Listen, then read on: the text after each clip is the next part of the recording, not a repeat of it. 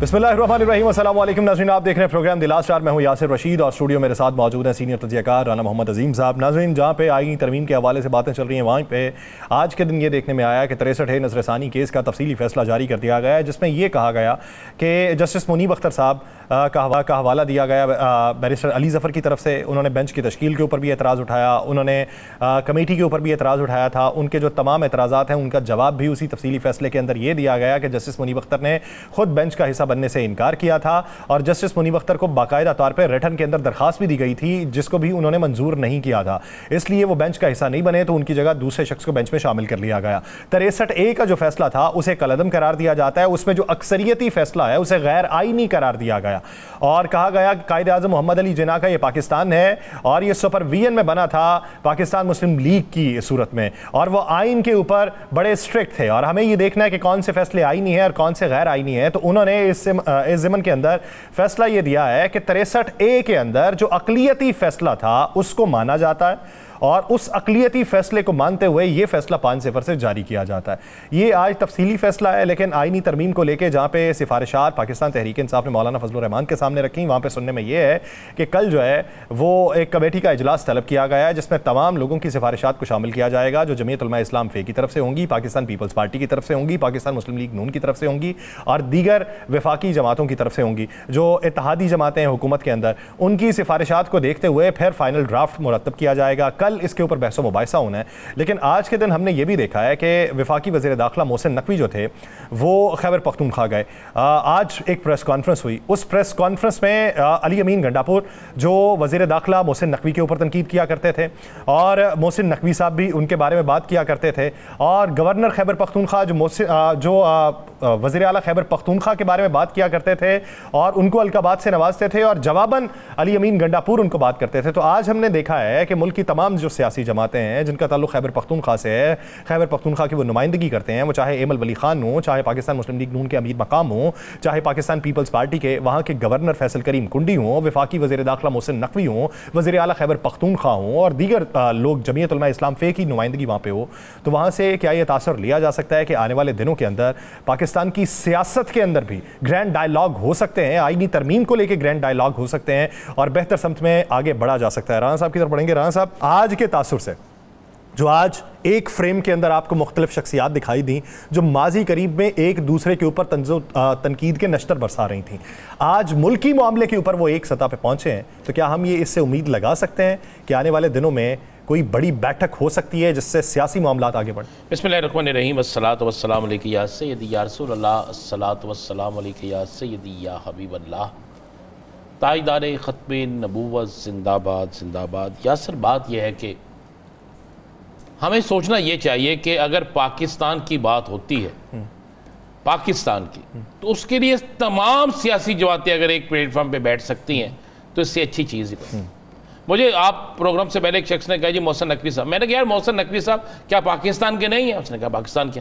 मैं कहा अली अमीन गंडापुर पाकिस्तान के नहीं? उसका पाकिस्तान। मैं क्या उसके बाद करीम कुंडी साहब, उनके अमीर मुकाम साहब, शाह फरमान साहब, ये सारे कौन है? इमर वली खान पाकिस्तानी है। मैं क्या जब पाकिस्तान की बात हो तो लोग अपने इख्तलाफात ख़त्म करते हैं, और मैं समझता हूँ कि आज का दिन अली अमीन गंडापुर ने जिस तरह सबको बुलाया और उनके बदतरीन मुखालफिन भी वहाँ पे आए, उनके सियासी मुखालफिन भी वहाँ पे आए और ये तासर दिया, और ये तासर पाकिस्तान के दुश्मनों को गया, ये तासर पाकिस्तान में दहशतगर्दी करने वालों को गया, ये तासर पाकिस्तान के अमन को सबूताज करने वालों को गया कि जनाब जब पाकिस्तान की बात आएगी तो फिर हमारे इख्तलाफात रद्दी की टोकरी की नज़र हम सब पाकिस्तान के लिए खड़े होंगे। इससे अच्छी कोई बात नहीं, इसमें कोई अना नहीं, इसमें कोई चीज़ नहीं, बल्कि मैं समझता हूँ कि ऐसा पाकिस्तान की सियासत में भी होना चाहिए, ऐसा पाकिस्तान की जमहूरी निज़ाम में भी होना चाहिए,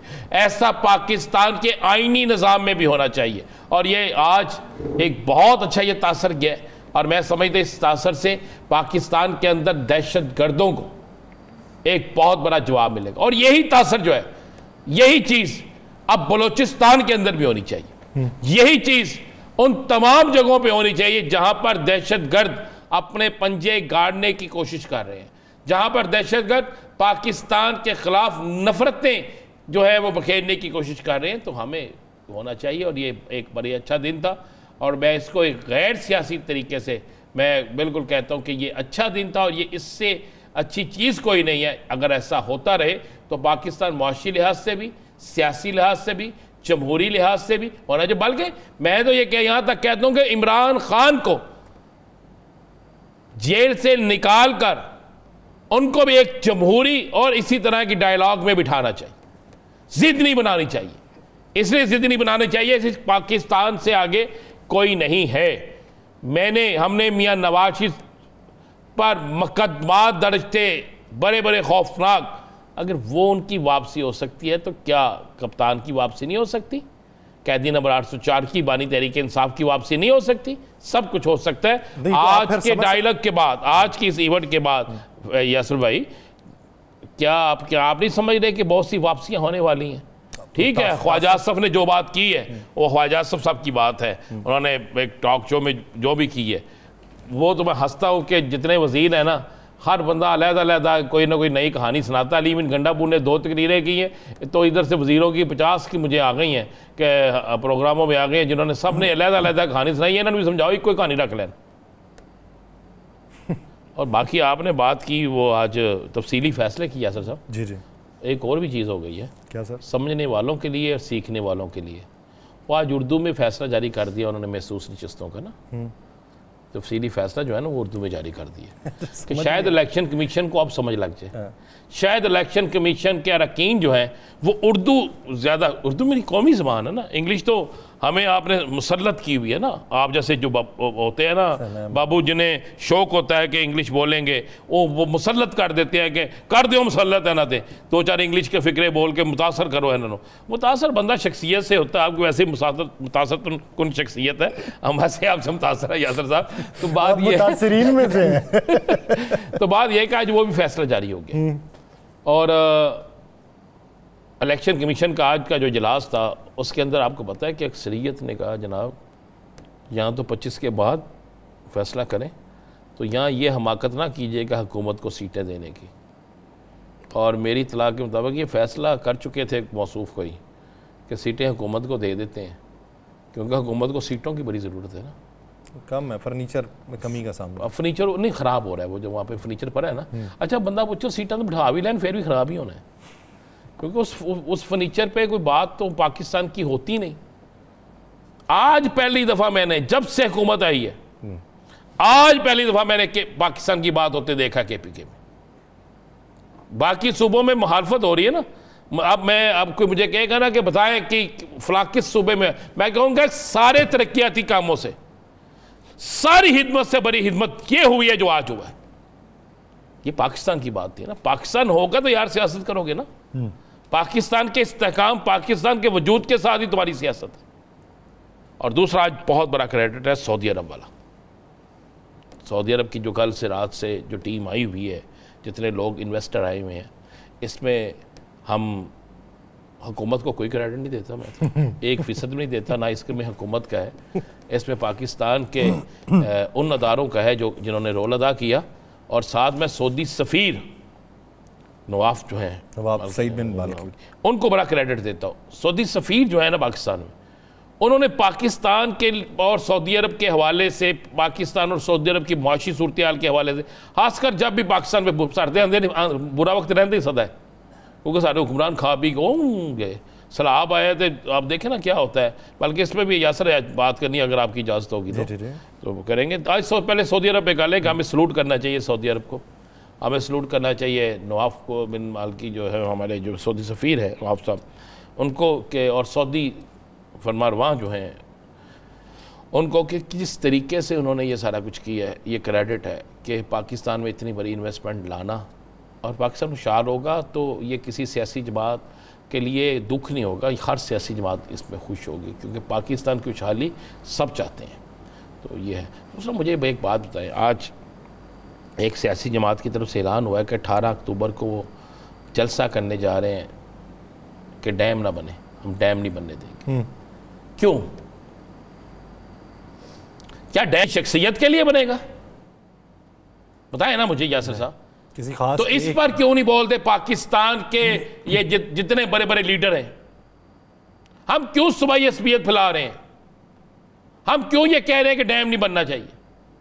भाई डैम बनेगा तो आपको महंगी बिजली खत्म होगी ना, डैम बनेगा तो लोड शेडिंग खत्म होगी ना, डैम बनेगा तो आप सैलाब से बचेंगे ना, डैम बनेगा तो आपकी फसलें भी बेहतर होंगी ना। पता है ना, बनेगा तो सैलाब की तबाहकारियां भी खत्म होंगी ना। वो तो मैं कह रहा हूँ कि शायद यहाँ तो तबाहकारियों में किसी की मौजें लगती हैं, तो यहाँ तबाहकार तो सर हमारे यहाँ तो हादसात जो हैं वो किसी के कारोबार को जन्म देते हैं। तो बस फिर इसीलिए ना मुझे बड़ा अफसोस हुआ, मैंने जब पढ़ा वो टीवी पे टिकर चलते देखे कि जनाब वो हम तो जलसा करेंगे, किसी सूरत में डैम नहीं बनने देंगे। वाह, यहाँ पर कोई सिंधी नहीं है, कोई बलोची नहीं है, कोई पंजाबी नहीं है, कोई आप कहें कि पख्तून नहीं है, ये हम सब पाकिस्तान हैं और सबसे पहले पाकिस्तान की बात है। और मैं तो इस पर बिलावल साहब से कहूँगा कि बिलावल साहब इस पर स्टेटमेंट दें, उनकी जमात की तरफ से आया ना, वो इस पर स्टेटमेंट जारी करें। नहीं, क्यों नहीं भाई, आप वहाँ पे नहीं तो कोई और पसंद की जगह दे दें, अपनी मर्जी की जगह दे दें, इसलिए कि डैम इस मुल्क के लिए ज़रूरी हैं। और मैं तो समझता हूँ कि चीफ जस्टिस साहब जो हैं हमारे काजी फायद ईसा साहब, जितना भी उनके पास टाइम रह गया है वो इस डैम, देखें एक तो क्रेडिट देना, आप जितना मर्जी साकम सार पे आप लोग तनकीद करते हैं, बड़ी तनकीद होती है। डैम फंड की तफसीलात आई हैं, तो 1 रुपये का हेर फेर हुआ है, सुप्रीम कोर्ट के अकाउंट में है ना 1 रुपये का हेर फेर। तो यहाँ तो कह दिया गया था, बहुत से मुस्लिम लीग नून की तरफ से तो ये दावे कर दिए गए थे और बहुत से कानूनदान भी ये कह गए थे कि जनाब वो तो पैसे खा गए ने, 1 रुपया बल्कि कितने अरब रुपया जो उस पर ट्रांसफर हुआ है। उसके बाद कह देना ऑर्डर करे यार सुप्रीम कोर्ट के, हर सूबे में ये इतने डैम बनेंगे, पाकिस्तान के लिए ज़रूरी है। हमारे पानियों के ऊपर एक रिक्वेस्ट है आपके प्रोग्राम, हमारे ये प्रोग्राम के दोस्तों से, जनाब जहाँ पे 63 है, आपने कहा कायदे आज़म ने असूल बनाए थे, तो कायदे आज़म ने जिन्हें असूल बनाए सर सब एक को फैसले से बनाए सर। ये भी जो सुप्रीम कोर्ट ने फैसला दिया है महसूस नशिस्तों का, इस पर कोई नहीं बात होनी, उस पर कोई अमल दरामद नहीं होना, उस पर कोई असर नहीं होना। उस पर तो कादी साहब आपने खुद लिखा हुआ है, आपने खुद कहा हुआ है।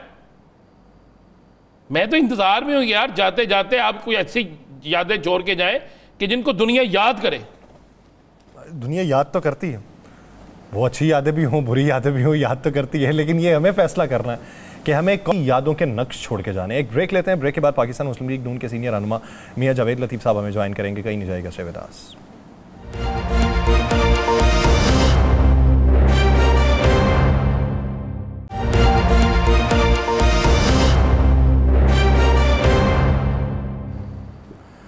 ब्रेक के बाद खुशामदीद नाज़रीन, मौजूदा सियासी मंजरनामा के जिसमें ये देखा जा सकता है कि अभी जो हुकूमती जमातें हैं वो आगे बढ़ने की बात कर रही हैं, डायलॉग्स की बात हो रही हैं। क्या ये डायलॉग बड़े पैमाने के ऊपर हो सकते हैं, और अगर ये बड़े पैमाने पर होंगे तो इसका इम्पैक्ट क्या देखने को मिलेगा? ये जो इस वक्त सियासत के अंदर पोलराइजेशन बहुत ज़्यादा हो गई है, क्या इसके अंदर कमी वाक़ई हो सकती है? और मुल्की सतह के जो लीडर हैं उनका किरदार इसके अंदर क्या रहेगा? और बिलखुसूस मियां नवाज शरीफ साहब जो काफ़ी अरसा खामोशी इख्तियार करने के बाद, और अगर कहीं दिखाई देते थे तो पंजाब के होने वाले जो इज्तिमात थे उसमें दिखाई देते थे, या पार्टी पॉलिसी के हवाले से अगर कोई गुफ्तो शुनीद होना होती थी तो उसके अंदर वो हिस्सा लेते थे, लेकिन वो मुल्की सतह पर अगर सामने आए हैं तो इसके पीछे अब मंतिक क्या है? क्या आगे बढ़ने की बातें जो हैं वो तेजतर होती चली जाएंगी? क्या कोई हल निकल पाएगा? इसी बारे में बात करेंगे। पाकिस्तान मुस्लिम लीग नून के सीनियर रहनुमा मियां जावेद लतीफ़ साहब ने हमें ज्वाइन किया। मियां जावेद साहब बहुत शुक्रिया आपके वक्त का। मियां जावेद लतीफ़ साहब, सबसे पहले बात तो ये है कि अभी मियां नवाज शरीफ साहब ने जो मौलाना फजलुर रहमान साहब से मुलाकात की, और जिसमें हमें यह देखने को मिला कि सदर की साथ वाली नशस्त के ऊपर वज़ीर आज़म नहीं थे बल्कि मियां नवाज शरीफ साहब थे। क्या समझते हैं कि मौलाना को कायल कर लिया जाएगा, मौलाना गुफ्तु शुनीद से राम हो जाएंगे, या फिर कोई और हरबा आजमाना पड़ेगा? नहीं, देखें, शुक्रिया आपका, मगर मैं ये ज़रूर गुजारिश करूँगा आपसे कि हरबे इस्तेमाल करते करते तो मुल्क की बर्बादी हो गई।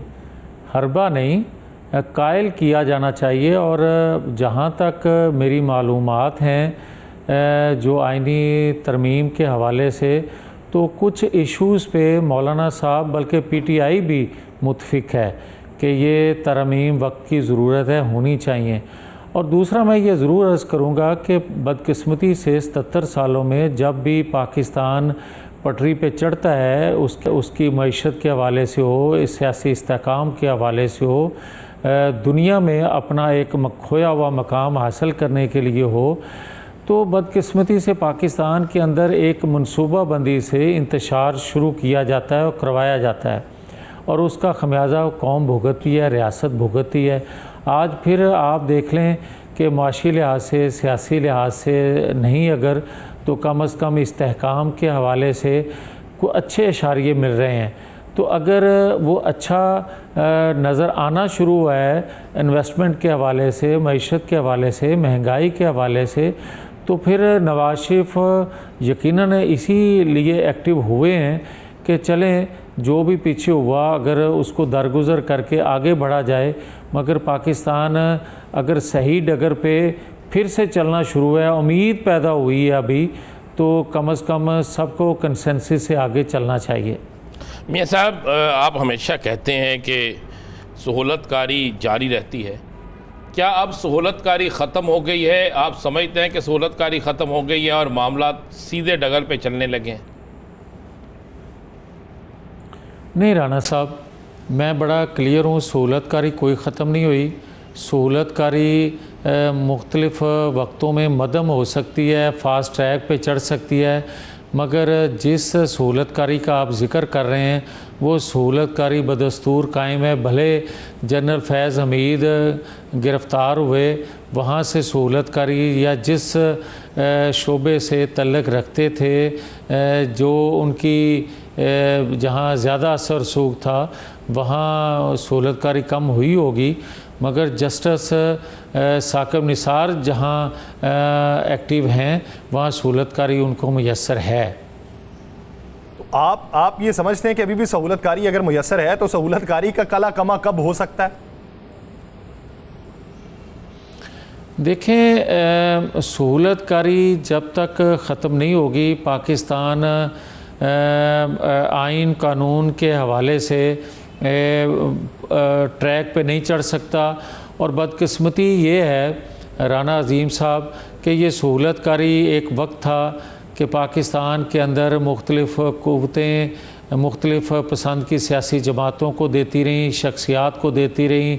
जिस तरह का मैं ज़िक्र कर रहा हूँ बार बार, अल्ताफ़ हुसैन को 80 की दहाई में परवरिश लिया गया और उसके बाद वो इतना ताकतवर बना दिया गया कि फिर बार बार कराची में अमन कायम करने के लिए ऑपरेशन करने पड़े।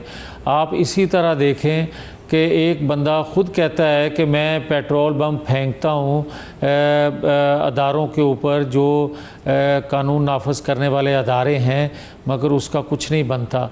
आप देखें कि उसकी जमात का एक सदर लगाया जाता है जिन्होंने कभी ज़िंदगी में, जो मैं देखता आया हूँ, सुनता आया हूँ, और राना अज़ीम साहब भी काफ़ी कुर्बत में इन चीज़ों को देखते रहे हैं, कभी वहाँ से आइन नाफज करने वाले, कानून पर अमलदारी करवाने वाले अदारों को नाराज़ नहीं किया गया था।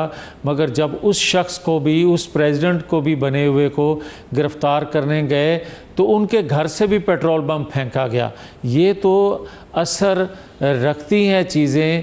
एक शख्स जिसको पाला पोसा गया, लॉन्च किया गया, आज दूसरा शख्स एक इमरान खां की शक्ल में अली अमीन गंडापुर पैदा हुआ है और वो अमल दिखा रहा है अल्ताफ़ हुसैन का कि उसी तरह की भड़कबाजी, उसी तरह की गुफ्तगू, उसी तरह का सरकारी वसाइल, उसी तरह का जत्थे लेके अपने मौक़िफ़ पे, अपनी बात पे अमल करवाना और उसके नतीजे में इस्लामाबाद पुलिस का एक कांस्टेबल का शहीद हो जाना। मगर मुझे आज अफसोस है कि आपका वज़ीर दाखिला जो हैं वो जाते हैं उसी शख्स के पास जिस पे वो तमाम इल्ज़ामात हैं जिसका मैं ज़िक्र कर रहा हूँ। अच्छा, उसके पास तो फिर अमीर मकाम भी मौजूद थे, सब वज़ीर दाखिला नहीं, अमीर मकाम भी वहीं पे मौजूद थे, तो वहाँ पे गवर्नर KPK भी मौजूद थे। आप ठीक कह रहे हैं। तो मैं वो आज आपने जिरगे की भी सारी जिम्मेदारी उसको दे दी। हाँ, मैं चूँकि यही सवाल करना मैं ये सब चाह रहा हूँ कि जिरगे की भी सारी जिम्मेदारी उससे दे दी और एतमाद भी उस पर कर लिया। फिर पहले वाला सच था या आज वाला सच है? मैं वही तो कहना चाहता हूँ कि ये कैसा मिसिंग पर्सन है बकौल उमर अयूब के 8 घंटे बाद कभी वो मंजर आम पे आ जाता है, कभी 24 घंटे बाद मंजर आम पे आ जाता है और फिर से वही काम शुरू कर देता है। मगर क्या दूसरे मिसिंग पर्सन 24 घंटे बाद 8 घंटे बाद नज़र कभी आते हैं, जिनको मिसिंग पर्सन कहा जाता है? 8-8, 10-10, 15-15 साल गुजर जाते हैं, कोई उनका अता पता नहीं होता, और ये 24 घंटे बाद नज़र आ जाता है। सहूलतकारी और किसको कहते हैं भाई? मियां साहब, आपको लगता है कि ये सारे लोग आज एमल वली खान, अमीर मकाम साहब, ये फैसल करीम कुंडी साहब या मोहसिन नकवी साहब, ये सारे जो वहाँ पे गए हैं, ये फेडरल गवर्नमेंट को लूप में लेके नहीं गए, उनकी मंशा के बगैर गए? नहीं, ये कैसे हो सकता है भाई कि फेडरल गवर्नमेंट के कैबिनेट के जो मेंबर हैं वो फेडरल गवर्नमेंट की मर्ज़ी के बगैर गए हों? मैं तो एक जनरल बात कर रहा हूँ कि पाकिस्तान के अंदर आप कब तक रियासत के साथ, कब तक आप कौम के साथ मजाक करते रहेंगे कि आप 45 साल पहले एक शख्स को, एक जमात के हेड को आप फांसी पे चढ़ा देते हैं और 45 साल बाद उसका इकरार करते हैं कि नाइंसाफ़ी हुई। आप 2017 में एक शख्सियत आपको पसंद नहीं, प्राइम मिनिस्टर वक्त का पसंद नहीं, 2/3 अक्सरियत रखने वाला, आपको ज़रूरत है तो आप कंधा इस्तेमाल करते हैं जस्टिस साकिब निसार का और उनको ताहयात नाअहल कर देते हैं, और 6 साल बाद आप इकरार कर लेते हैं कि नहीं वो बड़ी ज़्यादती हो गई। मगर कौम ने जो सफ़र किया, जो रियासत ने सफ़र किया, जिस गर्दाब में आज कौम फंसी हुई है, रियासत फंसी हुई है, उसका हल क्या है भाई? आपने 6 साल बाद उसको कह दिया कि आप ताहयात नाअहल नहीं है। उस वक्त हमें ज़रूरत थी नाअहली की, आज हमें ज़रूरत है अहलियत की। मगर कौम का क्या कसूर है भाई जिसको आप गुमराह करते हैं? अच्छा मियाँ साहब, 2 मेरे बड़े मासूमाना छोटे छोटे सवाल है। मियाँ, क्या मियाँ नवाज शरीफ साहब ने स्टीयरिंग संभाल लिया है मुस्लिम लीग नून का? और दूसरा कि मियाँ साहब वज़ीर आज़म के पक्के उम्मीदवार थे और मियाँ साहब मजबूत उम्मीदवार भी थे। मियाँ साहब इस तैयारी में भी थे और आखिरी दिन आपको पता है कि बाकायदा अखबारात के इश्तिहारात और पूरी तैयारी थी। मियाँ साहब वज़ीर आज़म नहीं बने, मियाँ साहब को बनाया नहीं गया, या मियाँ साहब समझते थे कि अब बनने का फ़ायदा नहीं है? मेरे 2 जो सवाल है, ज़रा अगर इसका देखें। ये तो जहाँ तक मुस्लिम लीग के स्टीयरिंग की बात है, वो मुस्लिम लीग के प्रेसिडेंट बन चुके हैं, यकीनन कमान उन्हीं के पास है। अब दूसरा सवाल जहाँ तक है प्राइम मिनिस्टरशिप का, तो मैं बड़ा क्लियर हूँ कि 21 अक्टूबर तक तो मियाँ साहब के ख़िलाफ़ साजिश उस तरह नहीं हो रही थी। 21 अक्टूबर का जलसा और मियाँ साहब को, नवाज शरीफ साहब को कौम से जिस तरह तवक्को थी, कौम ने उससे बढ़ के उनसे अपनी मोहब्बत का इजहार किया मीनार पाकिस्तान। अब कौम को तवक्कुआत थी कि जो हमारे मसाइल हैं, जो 5-6 साल में बढ़ गए हैं, नवाज शरीफ साहब उनको ड्रेस करेंगे। और नवाज शरीफ साहब का अपना एजेंडा था मुल्क को आगे लेके चलने का, जो हमेशा जब उनको इक़्तिदार मिला तो उन्होंने कभी CPEC दिया, उन्होंने कभी पाकिस्तान के दिफा को नाकाबिले तस्हीर बनाया, उन्होंने कभी पाकिस्तान को मोटरवेज़ दी, उन्होंने कभी सनतों का जाल बिछाया, उन्होंने महंगाई को कंट्रोल करके दिखाया, दुनिया में बेहतर सफारतकारी करके दिखाई, पाकिस्तान के अंदर से अंधेरे दूर किए, पाकिस्तान के अंदर से दहशतगर्दी का ख़ात्मा करके दिखाया। मगर उसके बदले जो नवाज शरीफ के साथ होता आया वो भी सबके सामने है।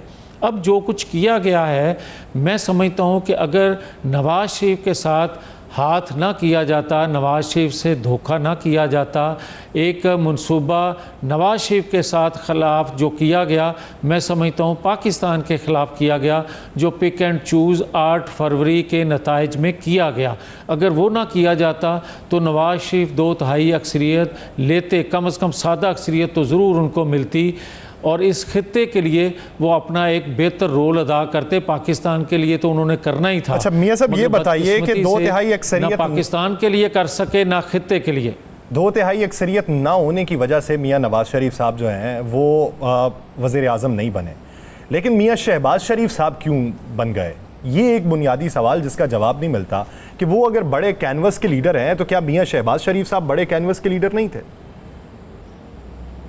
नहीं, मेरा ख़्याल है कि आपको शायद ये याद नहीं, या मैं ये याद दिला देता हूँ कि 8 फरवरी के नताइज को देखते हुए जब पीपल्स पार्टी या पीटीआई क्रिटिसाइज़ कर रही थी मुस्लिम लीग की क़यादत को, तो मुझे याद है कि 20 गालबन फरवरी को एक स्टेटमेंट हमने दिया था, मुस्लिम लीग की जानिब से आया था कि हम हुकूमत नहीं बनाएंगे मरकज़ में क्योंकि हमारे पास सादा अक्सरियत भी नहीं है। तो अगले दिन ही पीपल्स पार्टी और पीटीआई की जानिब से, इनकी क़यादत दोनों की जानिब से ये स्टेटमेंट आ गया था कि हम हुकूमत मरकज़ में बनाने के लिए तैयार नहीं हैं। तो फिर जो हालात थे और जो मालियाती अदारों की तरफ से जिन चैलेंजेस का सामना था रियासत को, फिर एक अरेंजमेंट के तहत जो हुकूमत बनाई गई, ये मुस्लिम लीग की हुकूमत आपको वो नज़र आ रही है। मियाँ साहब, मैं चूँकि मैं आपसे वाकिफ़ हूँ, आपने हमेशा जदोजहद की है आगाज़ से लेकर अब तक। ये मैनेजमेंट या मैनेज करके लाना, ये सिलसिला कब बंद होगा? देखें राना अज़ीम साहब, जो एक आप कह सकते हैं कि अदम एतमाद के वक्त भी एक मैनेजमेंट थी, और वो मैनेजमेंट जो थी जनरल बाजवा, जनरल फैज़ हमीद भी कर रहे थे, क्योंकि मौसूफ उस वक्त के जो उनके लाडले थे वो नीचे आ रहे थे, और किसी को एक्सटेंशन अगली भी चाहिए थी, किसी को कोई मेन ओहदा चाहिए था। वो सारी मनसूबाबंदी में माहौल ऐसा बना दिया गया, और आज की इस अरेंजमेंट में एक जमात जो है उसने, याद होगा आपको कि वो पीडीएम से बाहर हो गई थी, उन्होंने भी उस माहौल में अपना एक रोल अदा किया अदम एतमाद के लिए। हम उस वक्त भी तैयार नहीं थे, मौलाना फजल रहमान भी तैयार नहीं थे, नवाज शरीफ भी तैयार नहीं थे अदम एतमाद के लिए, मगर फिर माहौल ऐसा बन गया कि वो अदम एतमाद करना पड़ा। और पीपल्स पार्टी की बात कर रहे हैं ना, उसके बाद भी हम हुकूमत, पीपल्स पार्टी की बात कर रहे हैं ना। यकीनन। अच्छा मियाँ जावेद लतीफ़ साहब, सर ये बताइए कि अभी जो आईनी तरमीम के लिए उस दिन कोशिश की गई, आपने किसी शख्सियत का नाम लिया कि ये उन्होंने रुकवाई हैं ये सारी कोशिशें। अब अगर नहीं हो पा रही तो अब कौन रुकवाने की कोशिश कर रहा है, और अगर हो जाती है तो फिर कैसे होगी? नहीं, मेरे इल्म में नहीं है जो बात आप कर रहे हैं कि आईनी तरमीम किसी शख्सियत ने रोकी, ये तो बात मैंने कभी भी नहीं की। और जहाँ तक आईनी तरमीम आज की आप बात कर रहे हैं या मतवक्को जो बात कर रहे हैं कि हो सकती है, तो बड़ा क्लियर हूँ मैं तो कि एक तो मैं तो हाउस का मेंबर नहीं है, इसलिए मुझे महदूद मालूमात हैं। 2/3 अक्सरियत के बगैर कोई तरमीम हो नहीं सकती, 2/3 तरमीम मेंबर पूरे होना तो कोई कर नहीं सकता। मौलाना फजल रहमान मेन रोल अदा कर सकते हैं इस सूरत हाल में। अभी तक उनके हवाले से भी मुझे सुनने को चीज़ें नहीं मिल रही। जहाँ तक पीटीआई के लोगों का तल्लक है, उन्हीं के लोगों की ज़ुबानी सुन रहे हैं कि बहुत से लोग हुकूमत वक्त के साथ राब्ते में हैं और वो आईनी तरमीम का हिस्सा बन सकते हैं। तो अगर बन जाएंगे दैन कोई तरमीम आ सकेगी, अदरवाइज़ तो मैं कहता रहूँ कि आईनी अदालत बननी चाहिए, मेरी ख्वाहिश हो सकती है, मगर जब तक 2/3 अक्सरियत नहीं होगी मेरी ख्वाहिश कभी उसकी तकमील नहीं हो सकती। अच्छा मियाँ साहब, अब भी ऑफ़र है आपको वजारत की, क्योंकि बहुत से लोगों ने वजारतें ले ली थी इलेक्शन में, 150 भी निकला, तो क्या अब भी कोई ऑफ़र है? राना अज़ीम साहब, मैं तो रिकाउंटिंग के अपने हलके की हक़ में नहीं हूँ, तो क्योंकि उसके बाद जो कुछ सुनने को मिलता है तो आप कैसे तसव्वुर कर सकते हैं कि मैं इस सेटअप का हिस्सा बनूँगा। अच्छा मियाँ जावेद, ये सर बताइए कि अभी मौजूदा सूरत हाल में जो पुराने रफ़क़ा थे आपके, उनके अलहदा होने की वजूहात क्या थी? मिसाल के तौर पे जावेद अब्बासी साहब, मुशाहिद हुसैन सैयद साहब, मिफ्ता इस्माइल साहब, शाहिद खाकान अब्बासी साहब, मोहम्मद ज़ुबैर साहब, दानियाल अज़ीज़ साहब, ये इस तरह की जो शख्सियात अभी जो बात कर रहे हैं, ये आजकल शेख रुहेल असगर साहब, क्या वजूहात हैं जो इंतहाई करीबी थे वो मुतनफ़र या दूर क्यों हुए? देखें, 3 नाम जो है ना, खाकान अब्बासी साहब, दानियाल अजीज़ साहब और ज़ुबैर उमर साहब जी, मैं आज भी उनको इंतहाई कदर की निगाह से और मेरे दिल में उनकी इज़्ज़त है। उन्होंने बुरे वक्त में, मुश्किल हालात में तकड़े तरीके से मौक़िफ़ बयान किया और जमात के मुश्किल हालात में साथ खड़े रहे। जिन बाकी नामों का आप ज़िक्र आपने किया है वो मुख्तलिफ़ औक़ात में मुख्तलिफ़ जमातों में जाते और आते रहे हैं, इसलिए उनके बारे में मैं कुछ कहने के लिए तैयार नहीं हूँ। वो आप ख़ुद समझते हैं कि जिनका आना जाना लगा रहे उनके बारे में क्या राय एक सियासी वर्कर की होनी चाहिए। मियाँ साहब, आप हुकूमत को वक्त पूरा करते देख रहे हैं? देखें राना अजीम साहब, आप भी ठीक है, आज एक एनालिसिस, एक अपना राय, एक तज़िया आपका मैं सुनता हूँ, आप करते हैं, अल्लाह आपको और तौफीक दे। मगर एक आप सियासी वर्कर रहे हैं और आप समझते हैं कि 2/3 अक्सरियत रखने वाली जमात जो है उसको तो टर्म पूरी करने नहीं दी जाती और सादा अक्सरियत भी जिसके पास ना हो उसके बारे में आप यकीन से कैसे कह सकते हैं? बिल्कुल ठीक बस। नहीं तो आप क्या समझते हैं, इन हाउस तब्दीली या फिर कुछ बड़ी तब्दीली? मैं कुछ भी नहीं समझता, मैं तो जो हालात 77 सालों में रहते हैं या होते हैं मैं तो उस पर बात कर रहा हूँ। अच्छा, बिलावल बहुत ज़्यादा एक्टिव हो गया अचानक आइनी तरमीम के लिए, और बिलावल साहब जो है वो मियाँ साहब से भी आज मुलाकात की है, लेकिन बिलावल इतने एक्टिव हमने सियासी तारीख में नहीं देखा। क्या बिलावल साहब को किसी तरफ से यकीन दहानी है बिलावल साहब का इतना एक्टिव होना और हर सूरत में यह कहना कि आइनी तरमीम ज़रूरी भी है और मजबूरी भी है?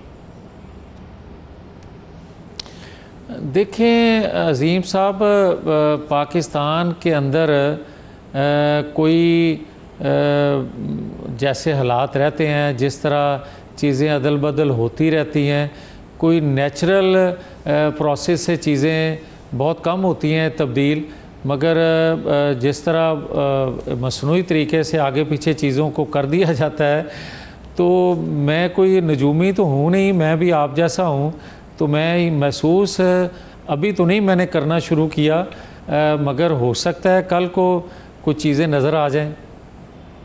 मौलाना के बारे में क्या राय रखते हैं? मौलाना के बारे में कहा जा रहा है कि अवामी नब्ज़ को उन्होंने जान लिया है, तो इस वजह से वो हुकूमत की मुखालिफत कर रहे हैं। हाँ देखें, जहाँ तक मौलाना फजल रहमान साहब का माजी है, वो एक ज़ीरक सियासतदान हैं, आइन कानून की बालादस्ती के लिए हमेशा उन्होंने जदोजहद की है, और जहाँ तक आपका सवाल है कि अवामी नब्ज़ को देख के वो फ़ैसले करते हैं, ये भी मैं इत्फ़ाक़ करता हूँ उनसे। और मगर ये भी मैं आपको ज़रूर कहना चाहता हूँ कि अवाम जो माहौल बनाया गया था 8 फरवरी तक, आज उससे बहुत मुख्तलिफ़ चीज़ों को देख रहे हैं। जो 8 फरवरी के दिन माहौल देखते हुए लोगों ने कुछ फ़ैसले किए, और मैं ये भी आपको बड़ा ज़िम्मेदारी से बात करने लगा हूँ कि बदकिस्मती है कि जो आज बात की जाती है फॉर्म 47, फॉर्म 45 की, तो ये पिक एंड चूज़ किसी एक जमात से नहीं हुआ, ये पिक एंड चूज़ PTI समेत हर जमात के अंदर से हुआ है। बदकिस्मती ये है कि इस इलेक्शन में पैसे समेत तलकात समेत अजीज़दारियाँ, ये भी लोगों ने देख के फ़ैसले किए और लिए हैं। बदकिस्मती है, और इसी वजह से पाकिस्तान जो है या कौम जो है वो आज भी गैर यकीनी सूरत हाल से दो चार रहती है। मगर आज मुझे ये कहते हुए थोड़ा इत्मीनान है कि इन पिछले 4-5 माह में पाकिस्तान के लिए कुछ अच्छी ख़बरें आना शुरू हुई हैं। खुदा करे अब ये किसी नज़र बद से बच जाए या इंतशार से बच जाए, कम से कम पाकिस्तान ट्रैक पे, माशी ट्रैक पे चढ़ जाए तो मेरी और आपकी आने वाली नस्लें कम से कम सुखी रह सकें। पाकिस्तान माशी ट्रैक पर चढ़ जाए तो अगली नस्लें जो हैं वो खुश खुरम रह सकती हैं। बहुत शुक्रिया मियाँ जावेद लतीफ़ साहब इतना वक्त देने के लिए। नाज़रीन, दीगर इश्यूज़ पे बात करेंगे एक शॉर्ट ब्रेक के बाद, कहीं नहीं जाएगा। Stay with us.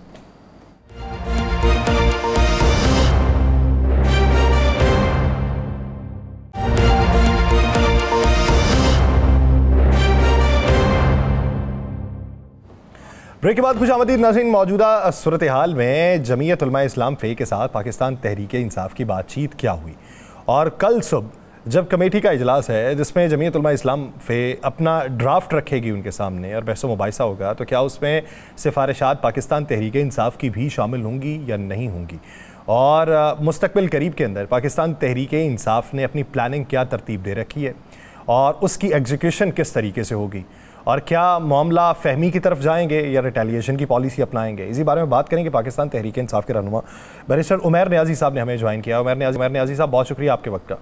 नियाज़ी साहब, जो मुलाकात हुई जमीयत उलमा इस्लाम फ़े वालों से, अपना ड्राफ्ट पीटीआई ने क्या तैयार किया है? आप भी लीगल टीम का हिस्सा हैं, केसेस पे आप भी काफ़ी गहरी नज़र रखते हैं, तो क्या इसमें आपकी मुशावरत भी शामिल थी, और अगर नहीं थी तो अभी तक की जो मुशावरत हुई है तो उनके सामने क्या टेबल किया गया? नहीं, पीटीआई की तरफ से कोई ड्राफ्ट नहीं है। हम तो बुनियादी तौर पे जा रहे हैं मौलाना साहब को बार बार इसी चीज़ पे कन्विंस करने के लिए कि पाकिस्तान में सुप्रीम कोर्ट एक आईनी अदालत है, वो अपना सारा फंक्शन अदा कर रही है। आपकी हाई कोर्ट के पास भी अंडर 119 यही आईनी इख्तियारात हैं, और अभी जो आईनी अदालत बनाने का मकसद है उसका मकसद खाली ये है कि मौजूदा अदलिया को बुलडोज करना, क्योंकि आपको वो पसंद नहीं आ रही जो मौजूदा हुक्मरान सेटअप है, और उन्हें एक ख़तरा है कि शायद मौजूदा चीफ जस्टिस की रिटायरमेंट के बाद हालात अक्सर बदल जाएंगे, और अगर आईनी अदालत ना लाई गई तो पता नहीं क्या तूफान बरपा हो जाएगा। तो हम चाह रहे हैं जो अदलिया के खिलाफ साजिश है, जो अदलिया पे हमला है, उसका हिस्सा कम अज़ कम मौलाना साहब हमारे साथ अपोजिशन में बैठे हैं वो हिस्सा ना बने। अच्छा उमैर भाई, बानी तहरीक इंसाफ की मुलाकात 18 तारीख तक बंद है, 18 से आगे भी जा सकती है। बहुत सी चीज़ें गर्दिश कर रही हैं, क्या आप अदालत से रजू कर लिया है या करने जा रहे हैं, और उनकी खैरियत और उनके मामलात, उनकी तरफ से हदायत क्या मिल रही हैं, कोई ज़रिया है नहीं है, क्या सूरत हाल है?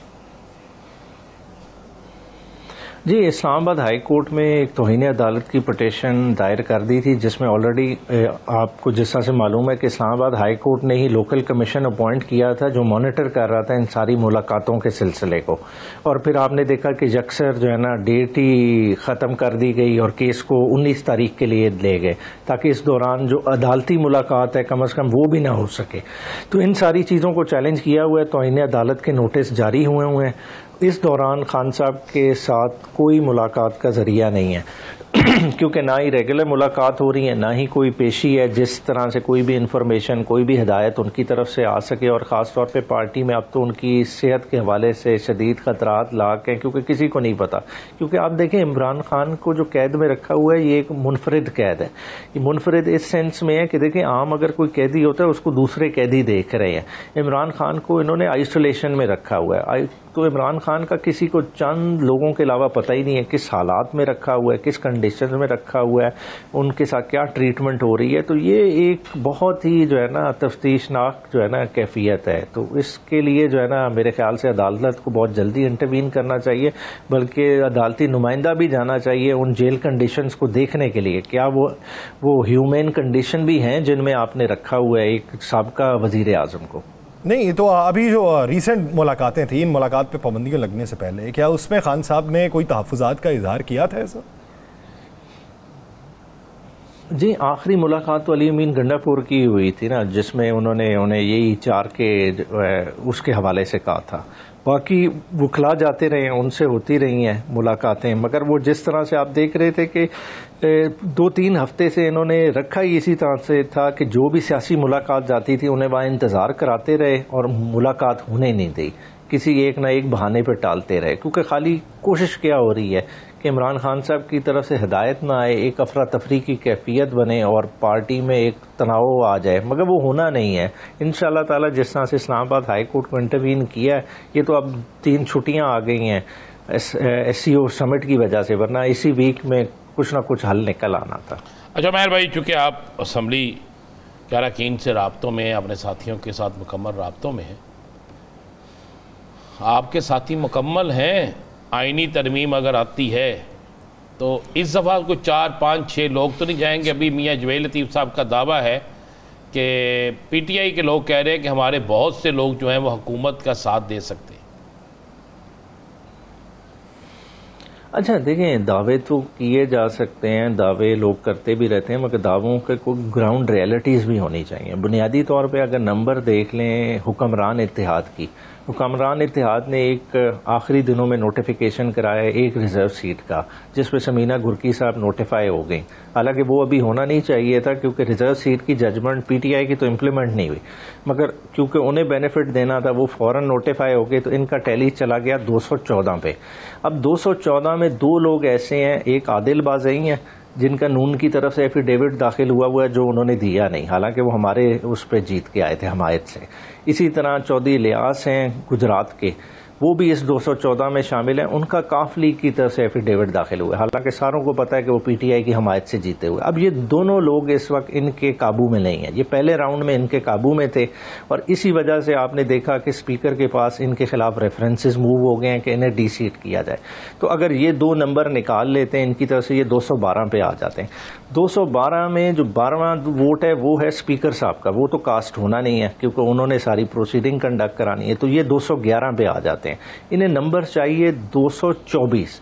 अब इतना बड़ा जंप ये किसी तरह से पूरा नहीं हो सकता, मतलब इसमें एक ही सूरत में पूरा होएगा अगर मौलाना साहब इनके साथ जाएं तो 8 का डिफरेंस इनमें ऐड हो जाए 211 में। मौलाना साहब का साथ हो गया और उनके मौलाना साहब के एक MNA के वोटों की गिनती का ऑर्डर हो गया, तो उनका भी एक रिजल्ट रुक गया ना, 7 पे आ गया फिर तो। हाँ जी, तो हाँ जी 7 पे आ गया, तो वो फिर कर लें, तो ये 6 का नंबर बहुत ही जो है ना नामुमकिन सा है। देखिए पहले राउंड में और हालात थे, बंदे उठा लिए गए थे, बंदे ये पंजाब हाउस में इन्होंने उस दिन ले भी आए थे जो मुसद्दका ज़राए बताते हैं, मगर अब जो वो कमज़ोर बंदे थे उनमें से 2 के अलावा बाकी सारे इस वक्त जो है ना KPK में।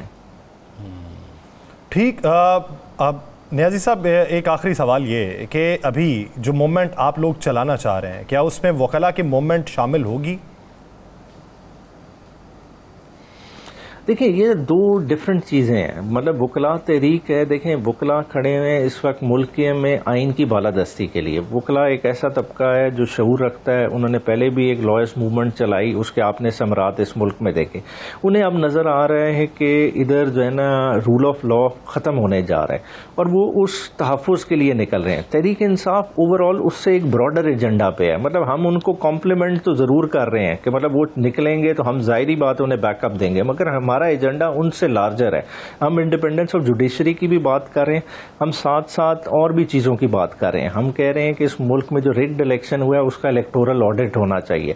ये जो अवाम ने वोट डाला था, अवाम का वोट क्यों नहीं काउंट हुआ? वो ऐसी कौन सी कुव्वतें थी जिन्होंने इंश्योर किया कि रातों रात जो है ना 9 फरवरी में रिजल्ट यकसर बदल गए?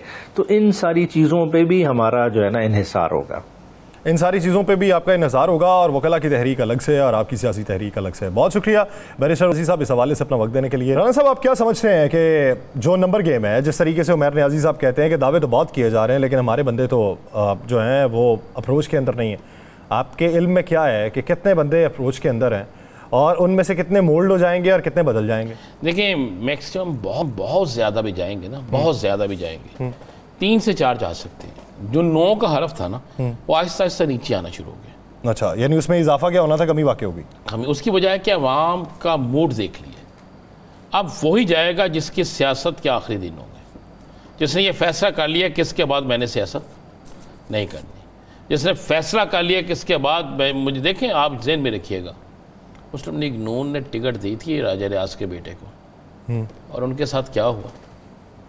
मुस्लिम लीग नून ने बहुत से लोगों को टिकटें दी थी, उनके साथ क्या हुआ? सर फिर भी तो बहुत बड़ी बात थी 70,000 वोट ले जाना। यार वो 70,000 वोट कागजों में आ गए ना, तो आपको पता, आप भी फैसलाबाद किए, आपको नहीं पता कितने वोट, लेकिन आप अंदाजा लगाए ना, सारा कुछ होने के बावजूद भी क्या हाल हुआ था। अब वो ही जाएगा जिसको ये पता हो कि आज के बाद मैंने सियासत नहीं की। अवाम का मूड देखते हैं ना, अवाम के मूड के मुताबिक फैसले होते हैं।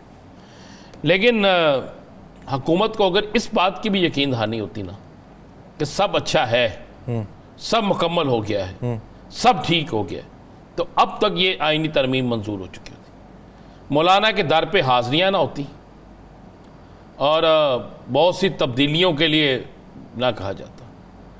मेरी इत्तला के मुताबिक आज के दिन तक भी उनके पास स्कोर पूरा नहीं है, बल्कि उनके अपने लोग नहीं है यार, स्कोर छोड़ दें। आज हामिद रज़ा ने कहा जनाब ख्वाजा आसिफ साहब पहले अपनी गिनती कर लें, अगर वो गिनती पूरी है तो फिर आप लें।